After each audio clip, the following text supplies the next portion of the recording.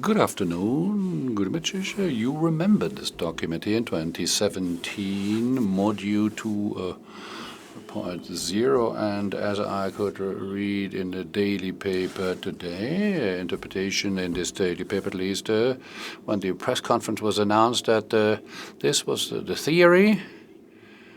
theoretical document. So the announcement of a paradigm change, and now the PNM 2035 is not the follow-up document, Module 3.0, but it's the practical implementation of what we had determined theoretically in this first document. I would like to grab the opportunity just to make sure I don't forget it at the end and mention it at the beginning of this press conference.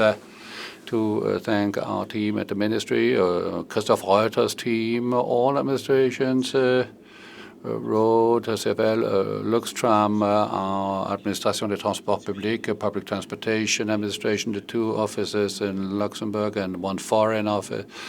And for several years they've been working on this document now. So thank you to all of you. We had a lot of meetings together, but we had so many more without me, and so the result, as you will see, according to my point of view, is really worthwhile with the National Mobility Plan 2035 for Luxembourg. We have a very concrete roadmap and orientation, important orientation, and it is to be adapted every 5 years again, as you will see. Brought up to date because mobility is evolving together with the country as a whole. And the next government, whatever it will be, whoever will be the minister in my place after 2035, they will find a roadmap as an orientation guide, which is only to be implemented in the future as well. So what was the theory? Now we start the implementation phase. The point is not working yet, is it? Or is it? Oh, there you go. But this is not the first slide that I wanted to show. Let me check. So if someone could give me another pointer or repair this one, that would be easier for me for the presentation. So if you want to look how mobility is supposed to be evolving until 2035, you need data. And data, as you can see on the slide now, from the demographic growth, economic growth of the country, in order to find out how Luxembourg will be evolving on a national level in the different regions, and even until the municipalities, and verify what has to be done in order to reach what has been described already in the MODU document. So not have the fact that you have to run behind all the work spots, but rather be in anticipation and know what will be coming up until 2035 and how we can cover more needs mobility-wise and do step by step all the things necessary to make it work. So the National Mobility Plan is really introducing and implementing a paradigm change as described We could see it in Modo already, and you can see the growth scenario that we have developed here based on real growth perspective from Static. You can see 4.5% an average, 3 and then 1.5 as an average value, the 3 levels here. And if we reach these growth scenario as indicated in Luxembourg, and underline this, we will have a mobility demand which will be bigger than today, 40% higher as compared to today. That doesn't mean 40% more car or bicycle or train movements. It means that there's going to be 40% more demand in mobility in general. And the more we have defined this, in the future we will not be moving vehicles, but rather persons. And then we will see what the people's mobility demands will be. 40%, 4.5 increase of the GDP. If we don't reach it, what then? Well, it doesn't change in a major way, the perspectives. That's why we chose the 3 modes according to the speed of the growth development. We will have a little bit more time or a little bit less, and either it will have to be implemented until 2035 to be covering the 40%. If we have a slower growth, we have 2-3 years additionally to implement it. If it's speeding up, we'll need to be quicker in implementing the plan as well. So these data will not have an influence on what will have to be done, only on the moment in time when it will have to be done. Next slide. To give you an overview concerning the situation and to show that we will not have to reinvent the wheel again and again. We have based our approach on 3 existing studies, and different development study groups have been got a major national one and a major foreign one as well. So we brought in foreign experience as well, combined with our national perspective, which was a good approach. From outside the Grand Duchy, they have a new approach, but they do not know the national realities, and our own office was able to bring in precisely this perspective and to have a coherent approach, really adapted to the situation in Luxembourg. And here on the graph, you can see the different regions, agglomerations as well. Not really surprising here, but talking about figures, you will see that there were still a few surprises in here to see how the different major agglomeration areas have been evolving. And the influence of that on our mobility. The 3 major agglomerations are the Nordstadt, Luxembourg City and its suburban belt, and then the southern part, Esch, Belval, and the urban south until Differdange, and then in between 2 rural regions, rural south, rather oriented towards Luxembourg City, and the rural north region oriented rather towards the Nordstadt, and then 3 cross-border regions, France, Belgium, and Germany. On the next slide, we will find some elements of proof concerning the different regions. Basically, we are really looking at the major concentrations of movements and movement is a term, déplacement, coming up again and again. So the mobility demands from persons, not the mode of transportation. So 200 meter on foot can be part of such a movement, or someone crossing the country 50 kilometers or taking a train from one region to another. All kinds of movements are involved, and 40% are from foot or pedestrian movements until all other transport modes. 49% are related to the main agglomeration of the city of Luxembourg and its suburban belt. So we can say more or less 50%, half of all. So movements from the city outwards, or having as a target the inner city area, so they're completely covered within the agglomeration as such. And that's why It's quite logical. And the infrastructures, we will see this as well, that we have a major effort to produce around this main agglomeration of the country. This is one of the most important insights in the Lux Mobile study as well. We could see that 42% of all movements taking place the same day in the Grand Duchy are taking place completely within one of the three major con-urban nations, so the agglomeration. So they are urban movements. So we are mobility-wise an urban Luxembourg. And talking about mobility, it's mostly urban movements that are concerned. So urban mobility is much easier to organize as compared to rural mobility, where the mobility demands are much more diffuse and you have more difficulties to organize mobility as a whole. Now we have to see that 24% of all movements are taking place the same day and do not leave the rural area. Still 24%. Less density of occupation of the territory, but still 24% of all movements. And the mobility to be organized is quite different as compared to the urban type of mobility. The movements are completely different. You have shorter movements as well, obviously, but most of them are much longer, from one village to another, or from one village to a park and ride area. So cars are playing a much more important role in the rural area as compared to urban areas. Then we have 20% cross-border movements. 20%.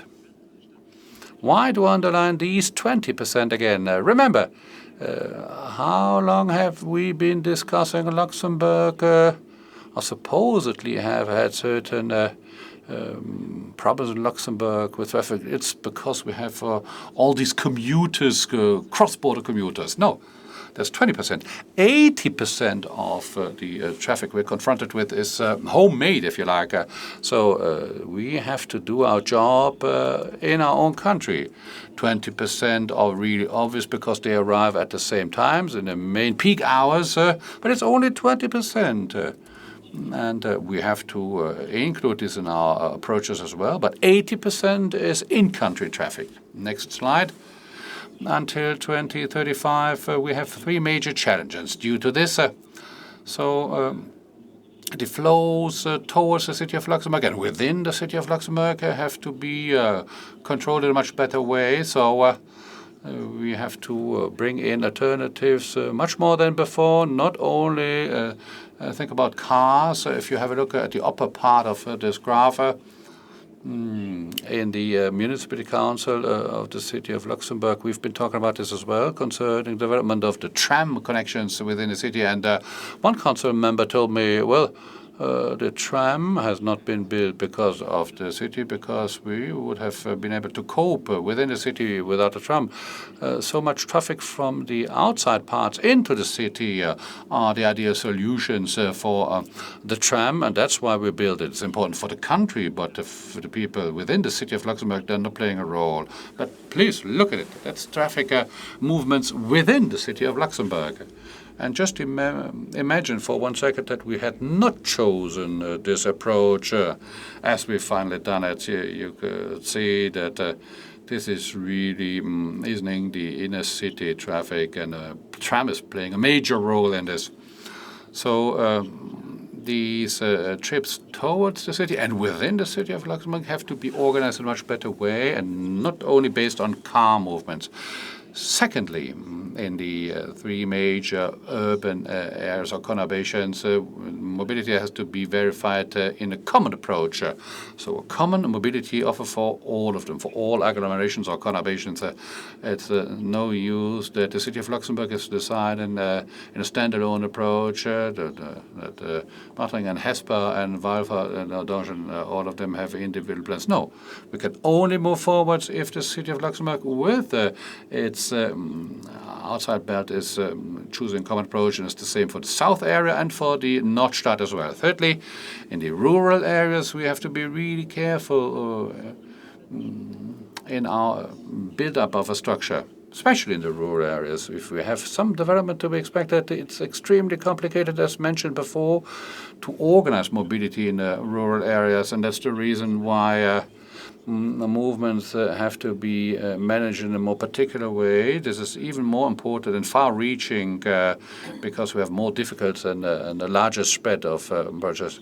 Where industrial areas or major housing projects could be foreseen far away from stations for public transportation. That would be probably. We have unfortunately launched in the last decade several projects far away from public transportation networks. If, for instance, in the rural area we want to base certain projects, it has to be done in a way that is always near public transportation offers or areas where this is planned and not in the middle of nowhere where we create even more problems for mobility afterwards. Next slide.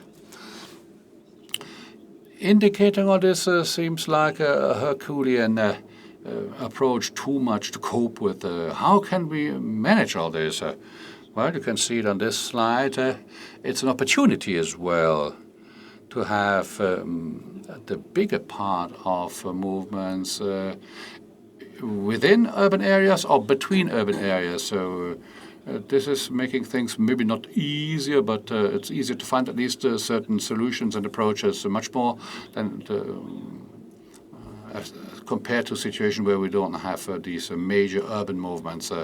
But with a multimodal approach, it's easier to do. It's a major challenge, like I said, but it's feasible to cope with it. Let's not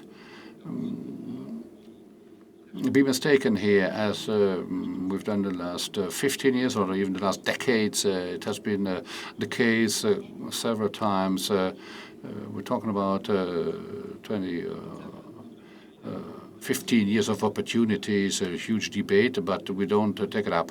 What we're talking about has to be implemented in the 15 years once and for all. Otherwise, we're generating additional problems. You can imagine for yourselves what will happen if we are remaining in the old logical approach with an additional demand of 40% of mobility movements as we could determine in our studies, and our economy and our society will have a huge problem, not only a little cough or a little sneezing. And then another question, how can growth of our economy be decelerated because we can't follow the traffic wise? What are the opportunities? We have 5 of them.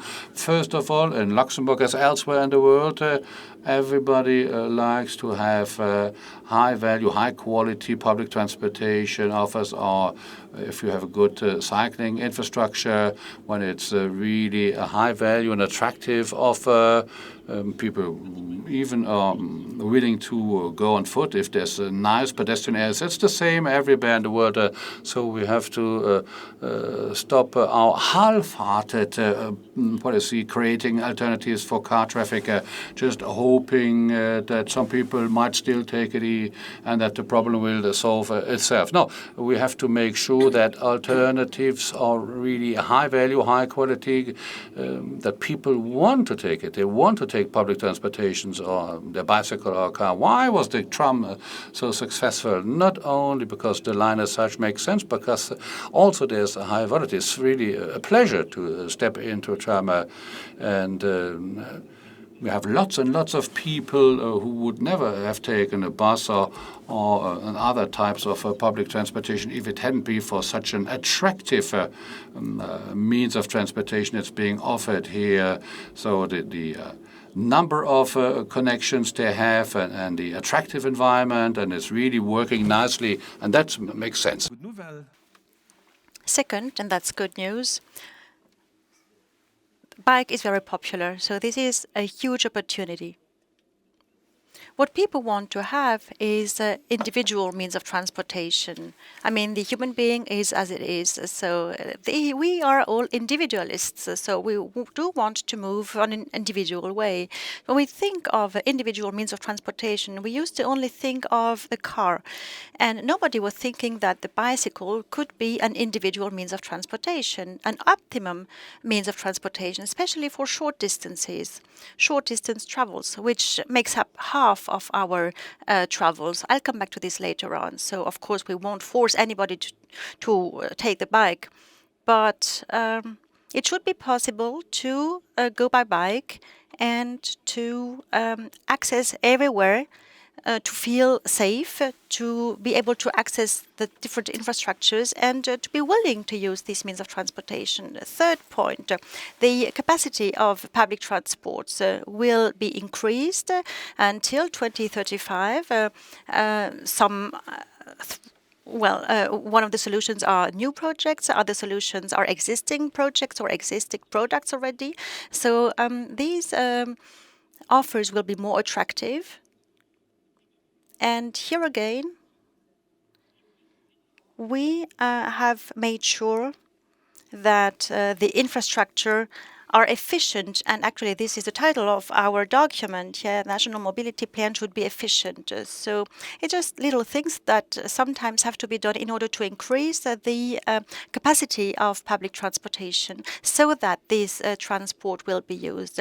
Carpooling also plays a role. The car is not only an individual way of transportation. I mean, you've got 5 places basically in a car, and so carpooling should not be something that is just unideal. Otherwise, it would just be an illusion. No, those people who are carpooling really have to have an advantage of it. And so it doesn't make sense to only, want to implement carpooling everywhere. But it can be important on some major roads where it can be beneficial for a majority of the people. And so in Luxembourg, it won't be different from other regions in the world where it has been tested already, where you've got 3 or 4 people in a car, and you then have a special dedicated lane, and that makes a huge difference in rush hours. And with regard to modal breakdown or modal shift, the number of people who are going to take the car will increase, but it doesn't mean that we'll have more cars on the roads. On the contrary, we'll have more people going by car, but we'll have less cars on the roads because we are taking carpooling into account here. And then the least expensive solution, which is also very efficient, is parking management. And the municipalities have a role to play here. And there is a whole chapter in this national mobility plan which shows the impact of parking design. And I can tell you that we are working on a more detailed survey which will be finalized in the autumn. And we will establish a national framework and national conditions in order to, give a direction to the municipalities in case they want to get involved into the design of parking spaces.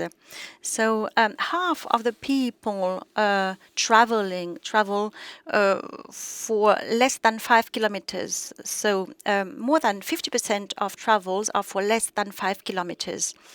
And so for the residents. And so I think we can all agree on the fact that for distances up to 5 kilometers, we do not really need a vehicle. I mean, a car is a very good mode of transportation, which has not been developed for travels between 1 and 5 kilometers. For this, you've got much more efficient means of transportation. And we tend to go by car too often still, even for short distances. So there is a huge potential that we have to work on here for human mobility.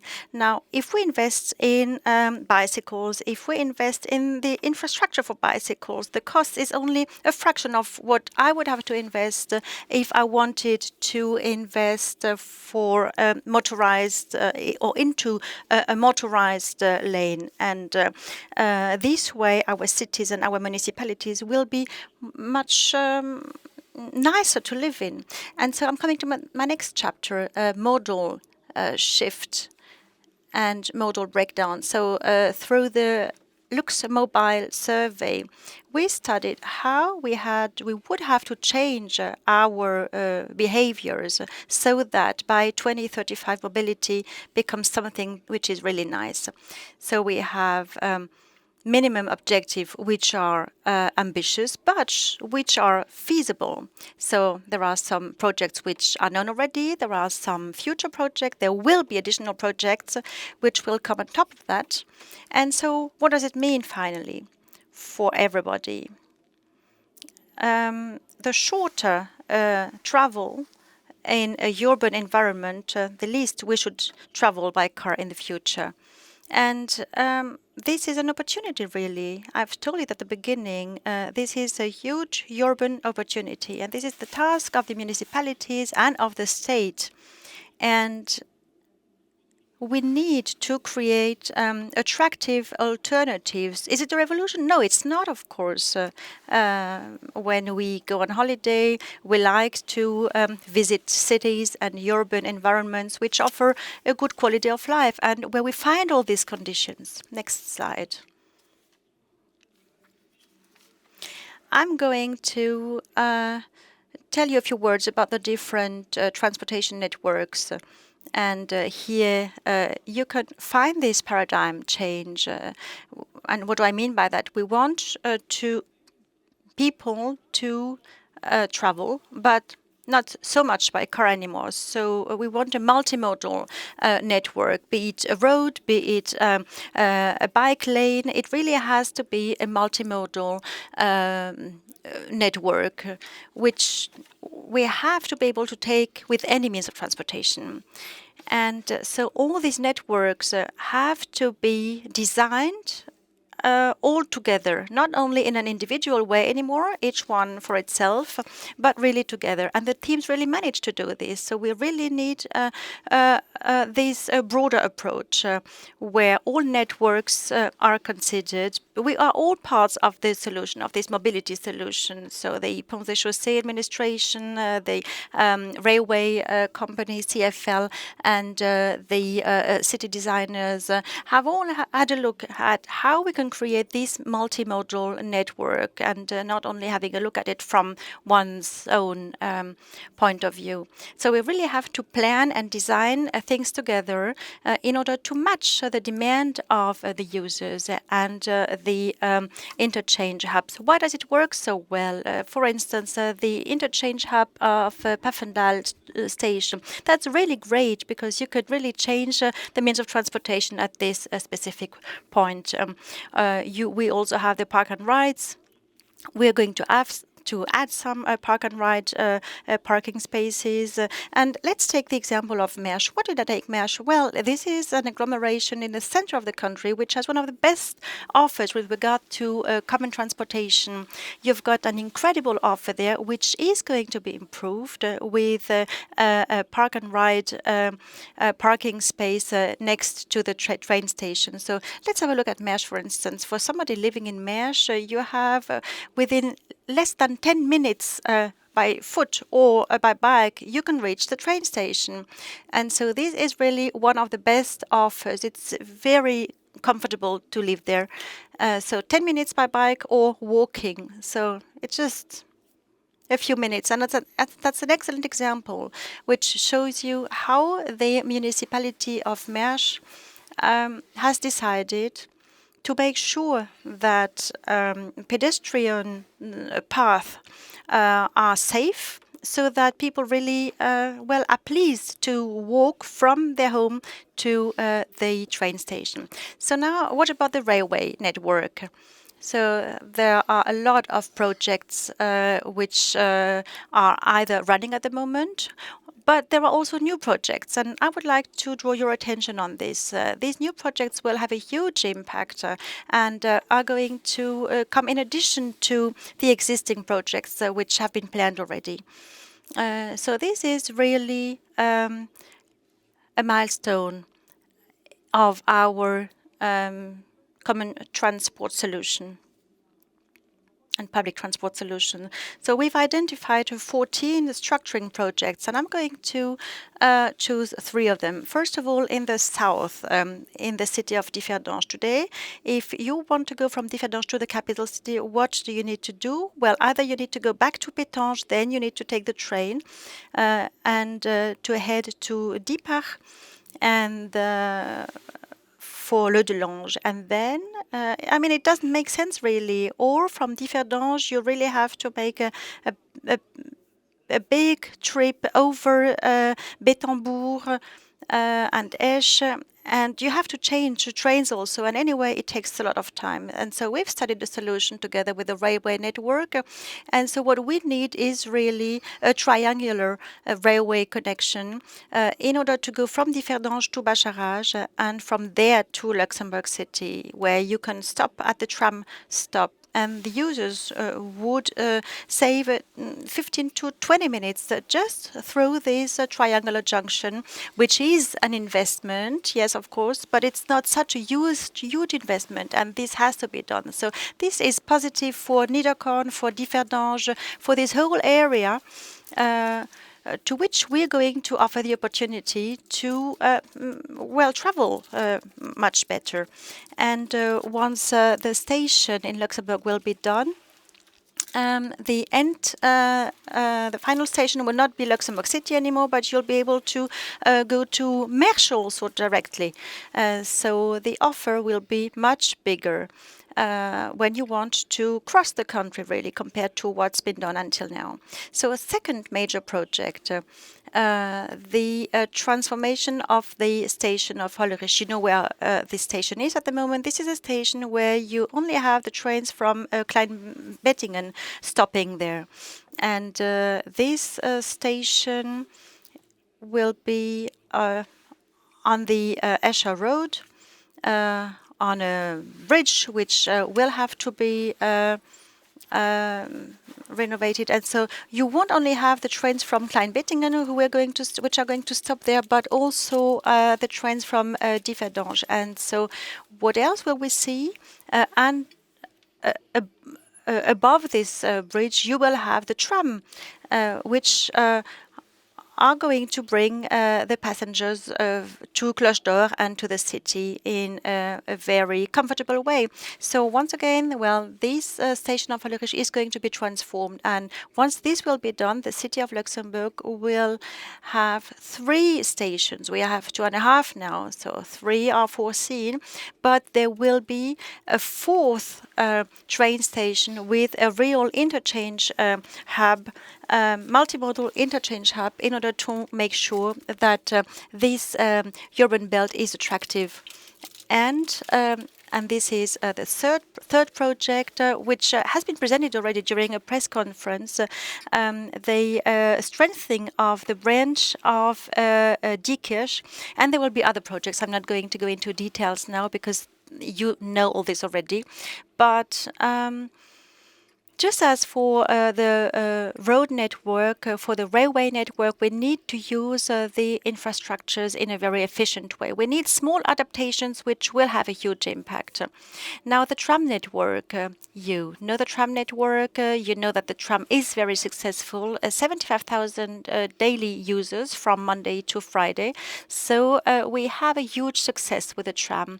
When in 2013 I started with this project, I really had to fight in order to have this project accepted, this first line. And now I have to fight in order to explain to the people that we can't have a tram everywhere. So yeah, it is a success. And why? Because, we have a high quality tram. Until 2035, we want to have 4 extensions. You know, the first extension, it's to Cloche d'Or and Findel. We're going to finish that.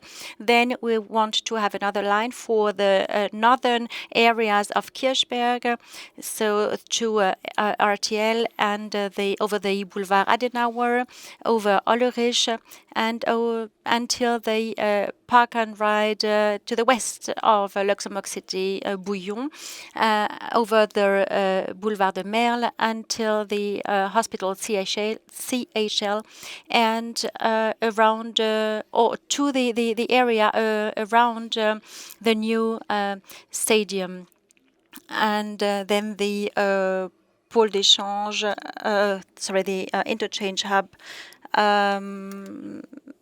Esch and Bellevaux, where we will have the opportunity to to reach this part of the country. So it's very ambitious, this construction project. It's going to take 13 years' time. So, well, it's very ambitious, yes, but it's feasible. And I've said it many times. You need to have the courage to get involved into these projects and really wholeheartedly.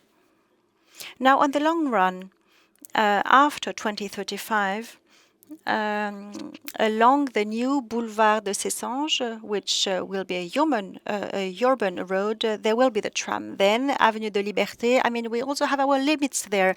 If we don't want to risk that the central network or the central axis does not work in this Avenue de la Liberté, then we have to make sure that there is a second axis from the north to the south between the interchange hub of Holyrich and Sterreplatz. And then there is another possible extension from Seychelles to Mema. It's not the first priority, the other are more important. And this is going to give you, finally, well, the network that we want to have. So you see, it's not only a tram, but it really is a way of transporting people and a way of linking the different agglomerations together with the railway network, which is still existing, of course. So, and then we've discussed a lot about the high-level service bus, and it was quite abstract, this wording. And we've thought about it, and we've made a major reform. We've changed the network of the 200 individual lines, and we now have a RGTR network which is really consistent. And the last phase is about to be finalized, and it doesn't mean that we can't change anything anymore. Of course, this network still has to adapt to the changing reality. And another element is buses will only be attractive if I don't get into traffic jams. So with the bus in agglomeration, as this is the case, so entrance areas of localities and the three major agglomerations as well. And that's why we create these corridors for high service levels, not only one bus transferring one way and the other. No, it's a corridor where you have a priority access for buses. So you can bundle these services, but nothing else will move on these high-level service corridors, delivering a much higher quality of service, faster access to their destinations, getting better through traffic jams, and so on and so forth. And the next point, pedestrians. A lot of discussions here. An association has been created in Luxembourg in favor of pedestrians' interests. A lot has to be done in Luxembourg, obviously. You like to go on a vacation to a place where you have nice pedestrian areas. It has to be very pleasant and nice to look at. It doesn't make sense to take a car or other traffic modes for short distance movements when I can move on foot as well. For all projects, for new parts of the city, new neighborhoods, the pedestrian areas have to be rendered very attractive. Here's one example for an additional possibility to improve the movement of pedestrian network with equal rights for pedestrian access with direct lanes with through pavement and not only stepping across all kinds of obstacles, crossing pavements foreseen. And we have discussions with Christopher about this. More and more municipalities want to move along this new approach. So with a reduced traffic intensity, this is a really good solution everywhere. Then bicycles. Bikes have to become the second fully fledged individual mode of transport. All studies from abroad indicate as well. All studies in Luxembourg prove this as well. The most important element is that we have a separate bicycle infrastructure on a high quality level. Bicycles not becoming a hindrance for pedestrians nor for cars. This has to be really introduced because there's a huge potential in this mode of transport, especially for the types of movements we do have in Luxembourg, according to our studies. Leading to a situation where people choose their bicycle on a voluntary basis. So the bicycles, cycling deserves the same quality of infrastructure as compared to cars and others. With 40% higher demands, especially in the cities, individual mobility cannot be guaranteed any longer by cars. Otherwise, we will spend our lives in traffic jams. Next slide. The road network. Well, for the road network in this document, we have foreseen a fundamental paradigm change with the new type of classification. Road infrastructure, well, in the mobility, this is the most important infrastructure we have. That's not really the problem. It's good to have adequate roads and enough of them, but the problem until now is that roads were only reserved for cars, in which way other transport modes were tolerated as well. I had to fight between 2005 and 2011. I was responsible alderman for mobility. Bus lane was introduced in the Rodèche, and people were about to chase me out of the city with their dogs. It cannot be possible. This guy comes along and takes away one lane from the cars and reserve it for buses. No, today it's normal, but at the time it wasn't. This is not questioned any longer. It's not 100% normal, but it's at least much better than before. Same goes for bicycles. We're talking about cycling lanes and so take examples from the past as well to indicate how mentalities have been changing. In 2006, on the passerelle between the railway station and the city, there was a working site, and one lane for cars was taken away, and the Director for Mobility proposed at the time, and told, well, listen, this has been working quite nicely with 2 lanes for cars. There's no possibilities for bicycles at all. What do you think? Should we have a both-way bicycle lane instead of the car lane? There were 4 interviews on the telly, parliamentary questions and lots of questionings on a national and a municipal level. It was really a scandal that I really, for 2 years, this lane was not rendered to cars but reserved for bicycle traffic. So that was not really efficient planning for the road network, and we want to change this. Of course, in the road network, cars will keep the area. I'm not leading any policy against cars, but the road areas have to be used in a way that delivers equal rights. So the functional classification that the ministry has developed with the point chaussée is to be found in details in the brochure. And I just wanted to indicate the major principles here today for the press conference and indicate what it means for the agglomeration as well. The initial point, and you can see this on the slide, the following slide is in the urban areas and the railway networks. The major passenger flows in the public transportation area are to be found here.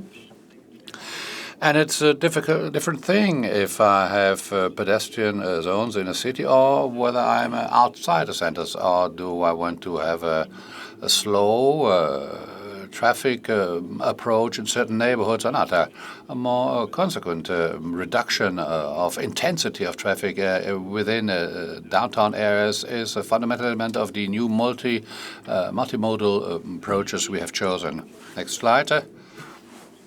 Well, it still has to be possible to get from one place to another with your car, but only not via the secret byways where traffic will produce a lot of nuisances for people living in these secondary areas, but certain deviations have to be chosen. No, we want to make sure that main traffic flows go all around by the main roads because these creates rooms for other activities, as we will see afterwards.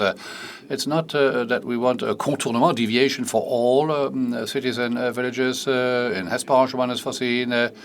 Kerjings, it is already foreseen.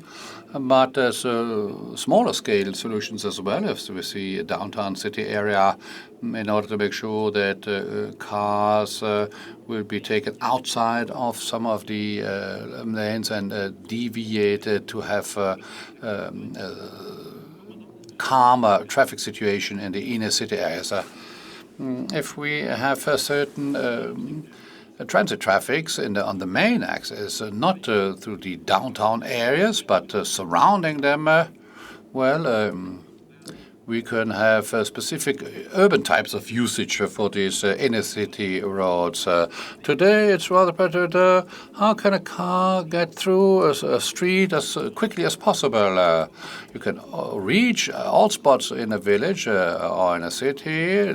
Objective is to maintain this possibility, but not always via direct ways or crossing slow traffic zones where cars are tolerated next to other transport modes, but human beings are in the center of the different neighborhoods in their local movement. So we can have a major reduction. Buses, bicycles, pedestrians have a much bigger role to play than it used to be. Well, the second part, individual traffic modes, or mobility modes, bicycles in this case, from all houses in the country, you have to be able to have your own bicycle roads to other places all over the country. You can't see it here. It's a small picture, but something that has been introduced recently. It's a bicycle road, but specific. Road networks outside as it is not used for all major traffic modes. So a completely different approach here. So bicycles going both ways. Cars have some place as well, but speed is limited to 50. In the Netherlands, this has been in existence for quite a while, but it couldn't be an adequate mode if I want to avoid major infrastructure when it's not necessary. So the bicycle or cycling road, but equal rights as for cars. So new opportunities, new possibilities for cycling as well.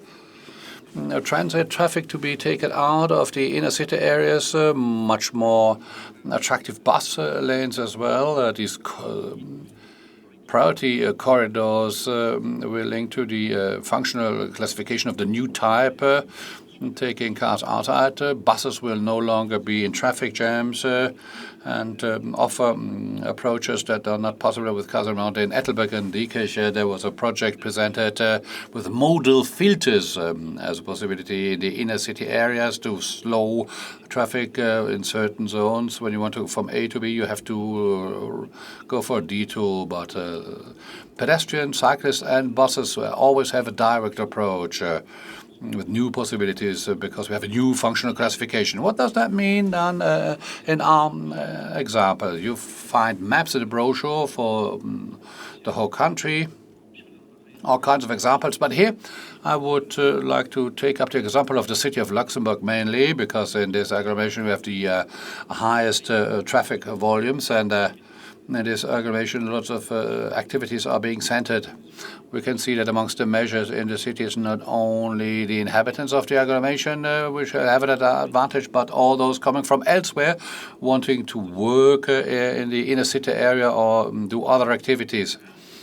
So there's 3 projects foreseen for the city of Luxembourg, enumerated in the document as well. Some of them are known already, others are new. The PNM is not foreseen for all minor, tiny projects to be highlighted. It's rather about a coherent approach and showing you the most important examples and indicate what is still missing amongst the puzzle pieces. 7 major road projects are being launched. You can see them here. A new connection from the N7 to the N11. You know the N7, it's the Urzstal, and 11 is the road to Echternach. And if you come from Mersch by car via the N7, if you want to go to the southwestern area, well, you go all across the city, but you don't want to go in downtown, as you just want to go on the other side of the city. And from the N7 now, you can go on the N11 via the exchange center at Waldhofer and to the southwestern area. This has a huge impact on the whole area of Bergen until Walferdorf if we can introduce such a project. This is a new motorway interchange center around the Konton-Sandweiler Road. The lorry traffic should be taken away from the city, and then the bypass at Alzingen, Boulevard de Sessange, Boulevard de Merle, you know already.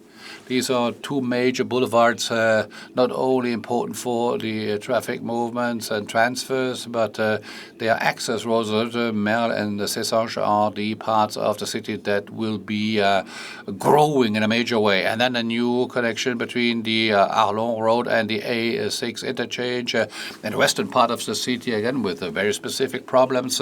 Not only transformation of interchanges, there will be a park and ride as well, and later on the tram connection. So a completely different type of mobility in the western areas of the city, with a huge concentration right now of activity zones from the city of Luxembourg and Bertrange and Strassen as well, with huge numbers of jobs, but with disastrous traffic management right now. And then the new west interchange being part of that as well. Next slide. This leads us to the suburban ring, 7 zones covered by projects that can be lowered in their traffic volumes thanks to the measures I mentioned just before. All the streets you can see here, Bergen to Place d'Argent, crossing Hasparange, Rodèche Center, and crossing of Lüdelange, the B4 transformed into an urban boulevard. Before is at the Collège at Holyrich, and then the Route de Longwy and the Route d'Arlon, of course, between Strassen and CHL. And from CHL to the city as well, with the tram that will be running along this road as well. Major changes here as well.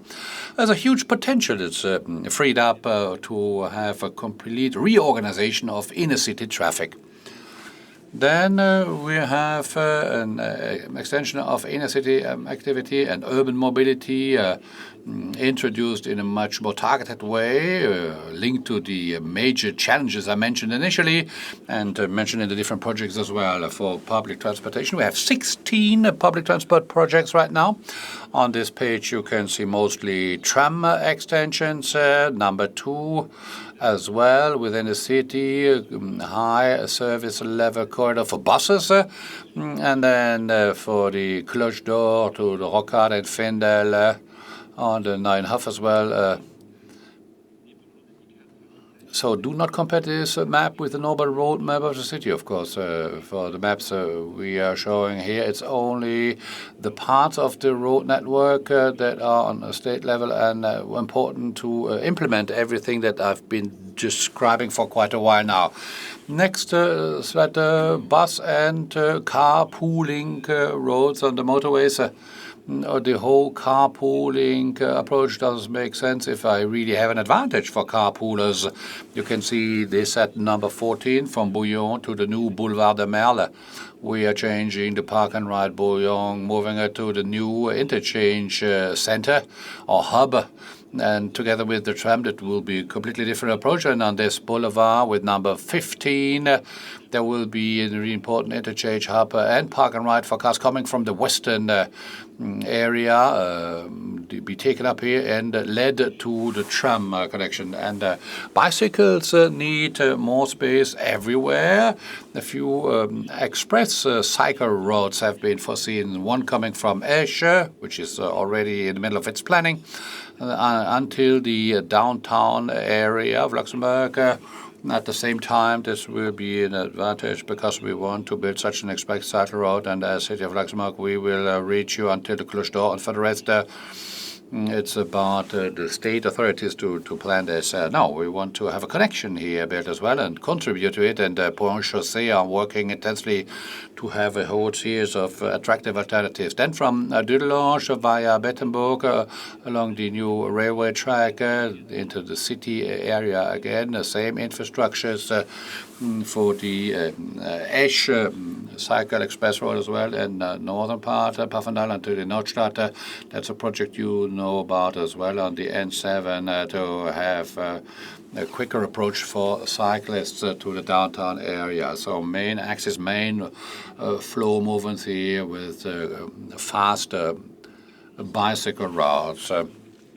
I said initially that this is not an end product as such. It's just a new way of planning the mobility in Luxembourg. And on the 30th of March, government has approved this project as well, with the objective to have a 15-year window or horizon. And on 5 years, there will be an in-between analysis allowing, if needed, an adaptation of the plan according to the development of the country as such. This brochure will not describe all individual local mobility problems. The brochure is rather describing the major aspects of mobility problems in Luxembourg. Municipalities will have their responsibility retained for local problems, and the national mobility plan has no objective, no local level. We want to set up a national framework to have a national coherence for this area of mobility, and that's why we will continue working on the same level in the ministry with the different administrations and most of all the municipalities for all kinds of details you will be finding here. This document, well, the press and the public can have fun with it because there's so many details of importance. A lot of things have been discussed with the municipalities already. Just a few examples. We had an exchange with the municipality of Escher, with Luxembourg, of course.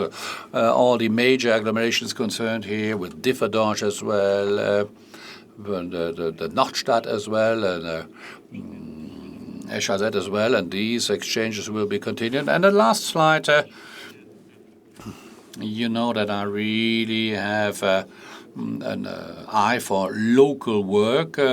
So 10, how many? 8, 10, no, 10 dates coming Monday at the Tram shop with a live stream coverage as well. The others will not be covered on a live stream as well. What will be done in these different regional activities and exchange meetings? The national framework will always be presented, and we can zoom in, thanks to the maps we have, into the respective regions in order to show what will have to be implemented, what we intend to do in the different regions, and to talk about it with the local population. So for today, I should like to thank you for your patience. I've tried to give you a good overview of this very detailed and quite voluminous document. I hope I've been able to do that more or less, and I'm willing and able to answer all your questions now. Thank you very much. Voilà. Den nächsten aus 4. Du musst gesehen bei den Spot, da sind wir schon gut gesagt. Right. So I have because of the lights here, I can't see anything. So I don't know if anybody would like to take the floor. So please help me. I think you can't listen to me anymore. I think you're done. It was too much. Something was said in the room, but we can't hear it, unfortunately.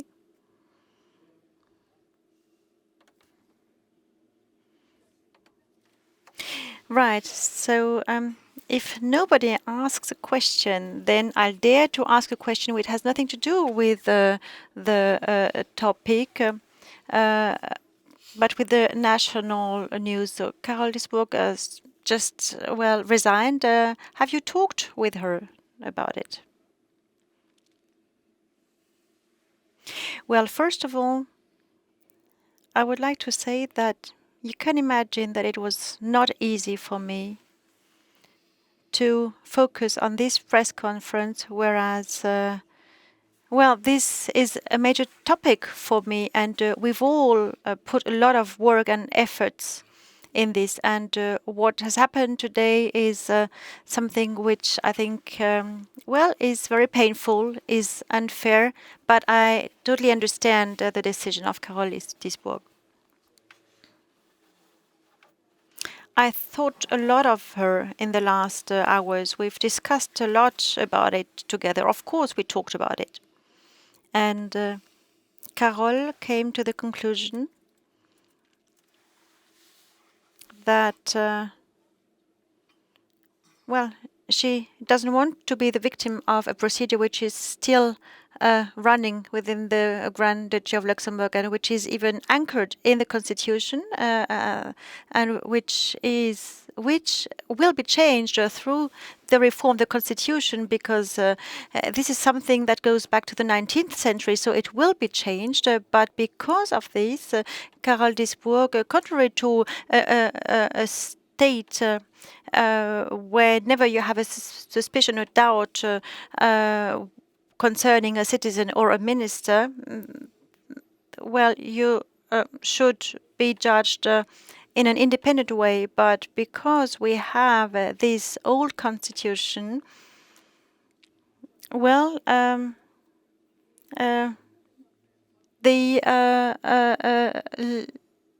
it was not possible to do something else, and so unfortunately there was no independence of the justice. And now, when I'm having a look at what the public opinion is saying, well, we haven't asked her for levering her immunity, and so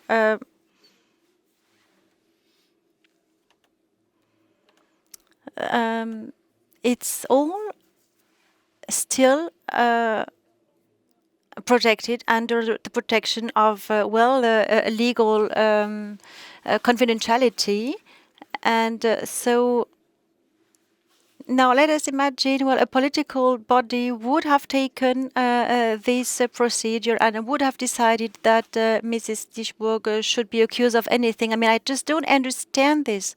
But what I do understand is that Mrs. Diesburg does not want to go into this path. She has nothing she did nothing wrong, and she has been transparent, she said, and I believe her. But she said she wants to have the right to be treated as any other citizen in a state, and she is staying at the disposal of the justice. But the parliament, it is not the task of the parliament to be judge of this situation, and the tribunal has to comply with the constitution, and the constitution says at the moment that there is only one body which can accuse a body, and this is the parliament. In 2012 we've already had one example like that, one other occasion, and we had said that we had to change this, and this is in the new project for the reform of the constitution. Now, it should have been applied here, but every member of the parliament, when we discussed about this reform, there was a consensus. There was just a small political party which was against it, but everybody thinks that this procedure is old-fashioned, and that it shouldn't be the way things are dealt with in a state, in a democratic state in the 21st century. And so, of course, every minister should be judged just like any other citizen, and the parliament should not be the judge of a minister. And so it's very painful for me, but I fully understand her decision.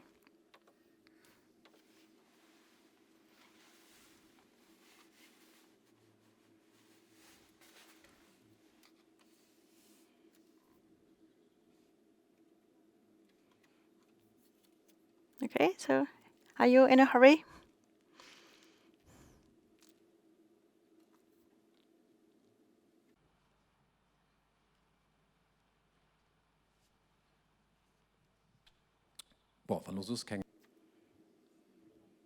Right, so if there is no other question, I would like to thank you But, well, as I told you,